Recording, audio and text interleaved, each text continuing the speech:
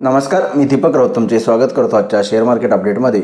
आज मार्केटनं सुरुवात निगेटिव्ह ओपनिंगसोबत केलेली. ओपनिंगच्या पहिल्या 5-10 मिनिटांमध्ये मार्केट जे आहे ते आपला महत्त्वपूर्ण सपोर्ट, काल मी जो म्हणलेलो 25,350 एक महत्त्वपूर्ण सपोर्ट आहे आणि त्याच्या खाली गेलं तर निफ्टी फर्दर आणखी खाली जाऊ शकते 25,000पर्यंत.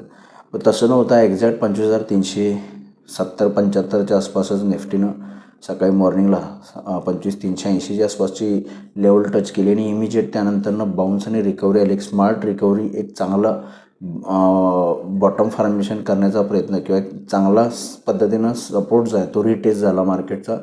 25,380च्या आसपास लो केला आणि इमिजिएट निफ्टीनं जे आहे ते रिकव्हरी आणि बाउन्स दिला.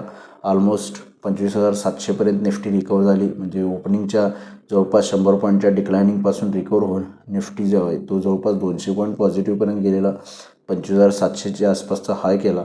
त्यानंतर क्लोजिंगला थोडीशी जी आहे ती मंदी बघायला मिळाली 25,600च्या आसपास. त्यामुळे ओव्हरऑल निफ्टीनं रेंज बाउंड ट्रेड आहे, पण सपोर्ट इंटॅक्ट राहिला आहे, सपोर्ट टेस्ट केला आहे. त्यामुळे अजून जोपर्यंत आपण 25,350च्या वरती आहे तोपर्यंत आपण थोडंसं सेफ आहे असं म्हणता येईल. फर्दर फॉल येणार नाही.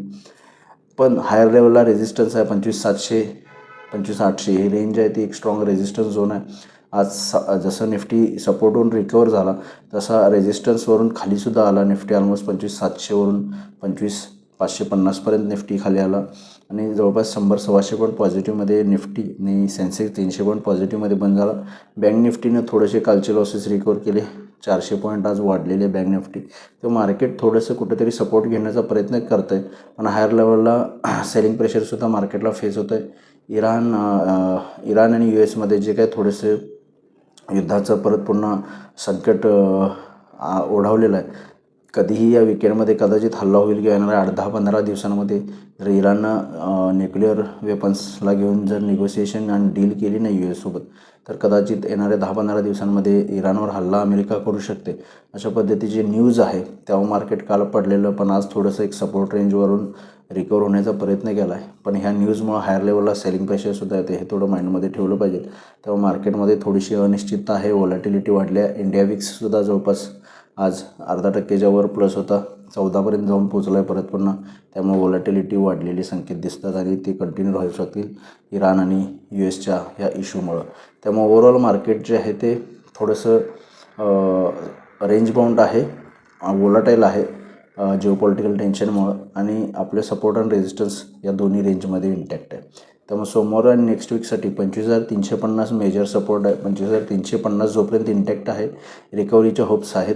25,800पर्यंतची रिकव्हरी येऊ शकते. 25,800 रेजिस्टन्स झोन आहे. 25,850च्या वर गेला तर 26,000पर्यंत जाऊ शकते. त्यामुळे ओव्हरऑल जर ट्रेड करायचं असेल तर सोमवारच्या लेवलनुसार निफ्टी 25,700 एक स्ट्रॉंग रेजिस्टन्स आहे. 25,700च्या वर गेला तर 800पर्यंत जाऊ शकतं. अदरवाईज 25,500 ब्रेक केला तर परत पुन्हा 25,300-350पर्यंतची जी सपोर्ट रेंज आहे 25,350 तिथंपर्यंत निफ्टी खाली येऊ शकते. त्यामुळे जर 25,500च्या खाली आला तर 25,350 सपोर्ट आहे. 25,600च्या वर 25,700पर्यंत निफ्टी सोमवारच्या सेशनमध्ये जाऊ शकते. या रेंजमध्ये तुम्ही ट्रेड करू शकता. 25,700च्या वर गेलं तर रिकव्हरी 25,800-850पर्यंत येईल. 25,350 ब्रेक केला तर मग परत पुन्हा चांगला फॉल येईल. 25,100पर्यंतची निफ्टी खाली जाऊ शकते.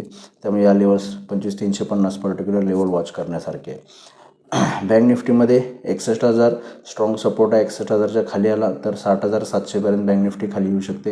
हायर लेवलला 61,500 स्ट्रॉंग रेजिस्टन्स झोन आहे. जर वाढला तर बँक निफ्टी 61,500पर्यंत वरच्या लेवलला जाऊ शकते. तिथं पण बँक निफ्टीला रेजिस्टन्स आहे 61,500च्या आसपास. या रेंजमध्ये बँक निफ्टीसुद्धा ट्रेड होऊ शकते. या लेवल्सनुसार तुम्ही सोमवारी ट्रेड करा. ओव्हर द विकेंड US आणि इराणच्या न्यूजवर थोडं लक्ष करणं गरजेचं आहे. US कोणता जर काय हल्ला केला तर थोडंसं मार्केट थोडेसे डिस्टर्ब होऊ शकतात आणि खाली येऊ शकतात. त्यामुळे ग्लोबल मार्केट्स आणि जिओपॉलिटिकल टेन्शनवर न्यूज ठेवणं गरजेचं आहे. FIची ॲक्टिव्हिटी, FIचं सेलिंगच आहे. काल FIने 450 करोडची विक्री केली.